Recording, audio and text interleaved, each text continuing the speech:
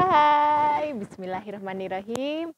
Assalamualaikum warahmatullahi wabarakatuh. Ketemu lagi dengan Lumina Indonesia. Hari ini saya akan bercerita kelanjutan tentang chef ya, sahabat-sahabat dan pemirsa semuanya dimanapun berada. Semoga selalu dalam kondisi yang sehat, bahagia, penuh keberlimpahan.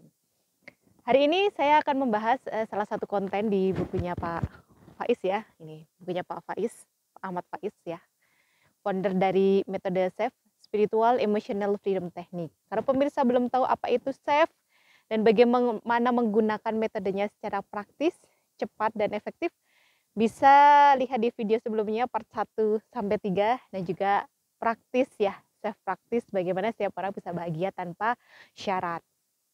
Di beberapa pertemuan atau di beberapa saya ketemu dengan klien atau dengan yang lainnya ya, ketika ingin konsultasi, ketika mereka mencoba sendiri di rumah, ternyata kenapa ya nggak efektif gitu ya, tidak berhasil gitu ya, ada kendala-kendala yang lain gitu. Nah di sini ternyata di bukunya Pak Faiz sudah dibahas ada 11 jenis penyebab kegagalan atau penghambat ketika kita bisa meraih keberhasilan dalam SEF itu sendiri. Nah buku ini sebenarnya saya beli pada tahun 2011, sekitar 2011, dan saya belum kenal banget dengan SEF saat itu. Dan ketika saya baca selesai, wah ini bagus banget ya, terutama buat saya sendiri ya gitu ya, yang ngerasa buat tubuh kerasa banget gitu ya, buat psikologis dan lain sebagainya gitu. Nah bagi pemirsa semuanya, ini saya akan cerita, mungkin nggak semuanya saya kumpas ya, hanya sebagian sekilas aja, nanti biar bisa melakukan evaluasi lagi, kenapa ya metode SEF yang saya terapkan itu tidak efektif gitu ya, atau kurang maksimal seperti yang dihasilkan. Jadi di sini ada 11. Yang pertama biar saya nggak terlalu salah ya, saya sambil baca bukunya dulu gitu ya, nanti saya berikan penjelasannya. Yang pertama, kurangnya pengetahuan dan keterampilan disampaikan oleh Pak Faiz di sini. Jadi maksudnya walaupun SEF itu kelihatannya simple ya, mengucapkan kalimat setup gitu ya, tapping gitu ya, tune in dan lain sebagainya. Kelihatan sederhana banget prosesnya gitu ya. Tapi bukan berarti tidak ada kedetilan gitu ya, tidak ada hal-hal sebelumnya gitu ya yang perlu kita pahami. Jadi seketika saya ikut training, proses pelatihan dan lain sebagainya gitu ya, dari hal yang sederhana itu memang banyak hal-hal yang lebih kompleks ya, yang perlu kita pelajari, perlu kita ketahui sehingga SEF itu jauh lebih efektif dan praktis. Itu masih pembahasan yang pertama. Lalu ketika belajar sedikit bisa lebih berbahaya gitu ya.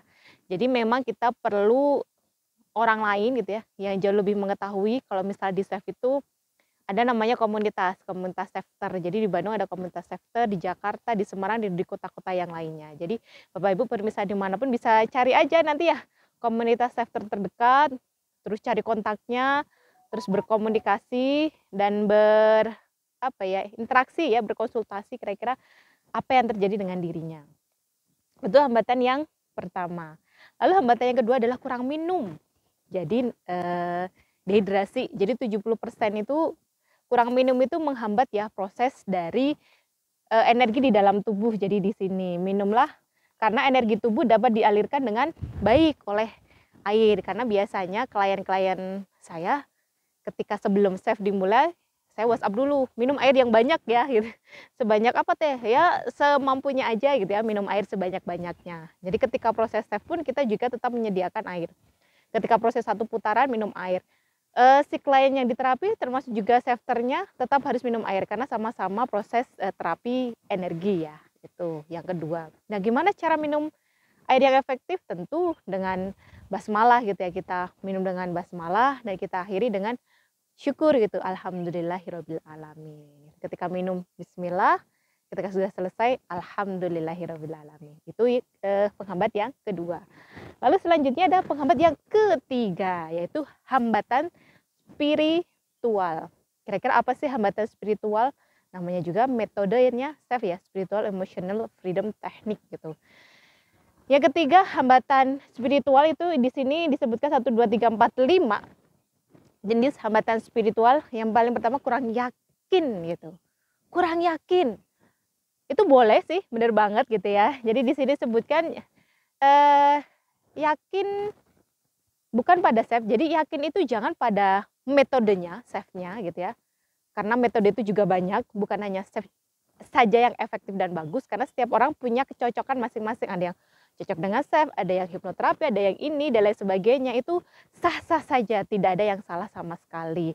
Jadi yakin bukan pada self atau metodenya. Yang kedua, yakin bukan pada terapisnya, misalnya yang melakukan terapi saya gitu ya, atau self care yang lainnya. Wah, kalau sama ini kayaknya berhasil pasti ini. Jadi jangan membangun seperti itu. Jadi keyakinan yang bagaimana solusinya, yaitu namun kita yakin terhadap kekuasaan Allah dan kasih sayangnya Allah. Itu yang paling tepat. Mau metodenya seperti apa, bahkan tidak memakai metode sama sekali, kalau kita meyakini tadi ya kuasaannya Allah yang besar gitu ya, insya Allah gitu, itu juga akan lebih efektif juga di sana.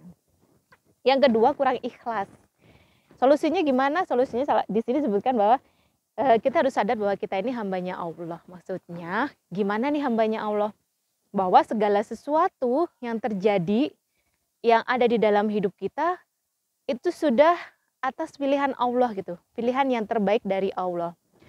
Terkadang Allah itu sengaja mematahkan hati kita untuk menghindarkan kita dari takdir-takdir yang buruk gitu. Jadi tetap ikhlas karena kita hambanya, menyenangilah dengan apa yang sudah Allah tetapkan atau pilihkan untuk kita. Termasuk misalnya, saya udah ngobatin sendiri, misalnya ada masalah, biasanya sampaikan. Ada masalah dihadapin, tapi si orangnya ini hanya diam gitu ya, diam saja, atau dia nggak cerita dengan yang lain. Bagi saya nggak apa-apa, emang kita nggak harus cerita kok dengan orang lain. Tapi ketika kita tidak cerita dengan orang lain, ternyata masalahnya nggak selesai, masih ada gitu, atau makin tambah besar.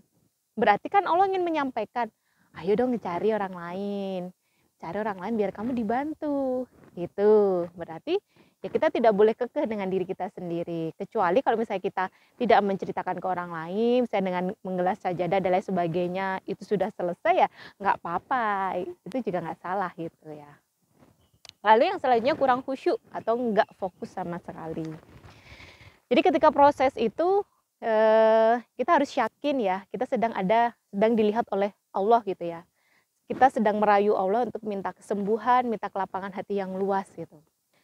Karena sepengalaman saya di Lumina itu kan kliennya secara omset lumayan ya, di atas miliaran gitu. Kalau dilihat secara di luar mata, pasti secara finansial tercukupi gitu ya. Secara finansial tercukupi ya, pasti happy dan bahagia. Ternyata uang itu bukan sumber kebahagiaan ya. Orang punya uang banyak, bisa jadi hatinya disempitkan gitu. Sama Allah ditakdirkan uangnya lebih sedikit, tapi Allah berikan kelapangan di dalam hatinya. Gitu. Jadi bayangkan kita dilihat oleh Allah ya sekarang. Lalu kurang pasrah. Jadi solusinya gimana? Ya kita merasa di ujung tanduk, sudah nggak ada solusi lagi, nggak ada yang menolong lagi selain Allah. Jadi hanya Allah yang bisa menolong. Membangun perasaan seperti itu memang butuh challenges ya, tapi nggak apa-apa. Ketika kita tahu solusinya harus seperti itu, kita akan terus melatih diri. Termasuk misalnya contohnya, saya tipe pemarah banget nih. Saya sadar banget, marah itu nggak ada manfaatnya sama sekali. Bahkan merusak diri saya. Bahkan kepada orang yang saya marahin pun juga akan memberikan efek gitu ya. Tapi gimana caranya? Saya pengen besok ting langsung ya. Ternyata yang dinilai itu adalah kesungguhan kita untuk berusaha bagaimana memanage rasa marah itu. Contohnya salah satunya seperti salah sekiannya ya. Yang selanjutnya kurang syukur di sini. Bahwa kita perlu belajar memang alhamdulillah ala kulli hal dengan segala sesuatu yang terjadi. Itu baik takdir yang baik, takdir yang kita inginkan, tidak kita inginkan, sesuatu yang menyenangkan atau yang sangat menyenangkan sekali dalam tanda kutip, pasti di situ ada 1000 alasan kebaikan yang lainnya. Pastilah, pasti ada alasan kebaikan yang lainnya yang Allah berikan kepada kita. Itu tadi nomor 3. Sekarang nomor 4 ada perlawanan psikologis. Di sini panjang, jadi saya skip ya. Ada kecanduan, ada prestasi. Panjang penjelasannya, biasanya di training ini. Terus yang kelima di sini kurang spesifik. Nah, ini dia kurang spesifik karena nggak setiap orang punya kemampuan communication yang bagus, dalam artian dia bisa mendetailkan keinginan di dalam dirinya. 3 langkah mudah dalam self di langkah yang pertama itu adalah melakukan setup ya gitu. Nah, di dalam setup itu kan ada kita mencari titik source spot dan kita melakukan atau kita mengucapkan kalimat setup. Kalimat setup yang dasar kan teman-teman sudah tahu semuanya ya di video sebelumnya. Tapi terkadang kok kurang efektif ya. Jadi kita perlu mendetailkan, membuat sesuatu lebih spesifik gitu ya. Lebih apa ya? Lebih kerasa banget itu di sana.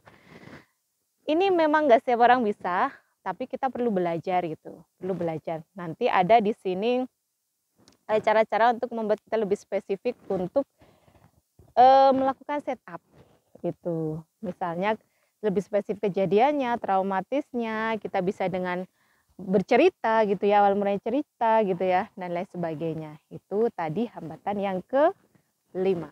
Sekarang hambatan yang ke-6. Akar masalah belum ditemukan. Akar masalah belum ditemukan dan menjadikan traumatis. Itu. Oke, untuk penghambat yang ke-6 saya akan melanjutkan ke video part 2 gitu. Jangan lupa nantikan video part 2. Alhamdulillah semoga penghambat dari 1 dan 5 ini bisa kita evaluasi dan mungkin kita lihat ke dalam diri kita sendiri, mungkin itu ada, silahkan nanti kita sama-sama cari solusinya. Alhamdulillah. Sampai ketemu di part 2. Terima kasih sudah menonton video ini. Jangan lupa subscribe, like, and comment. Also share ketika Bapak Ibu pemirsa semua merasa video ini sangat bermanfaat untuk membantu orang lain menjadi bahagia. Karena ingat, membuat orang lain bahagia, Allah akan membahagiakan kita. Sampai ketemu di part kedua. Assalamualaikum warahmatullahi wabarakatuh.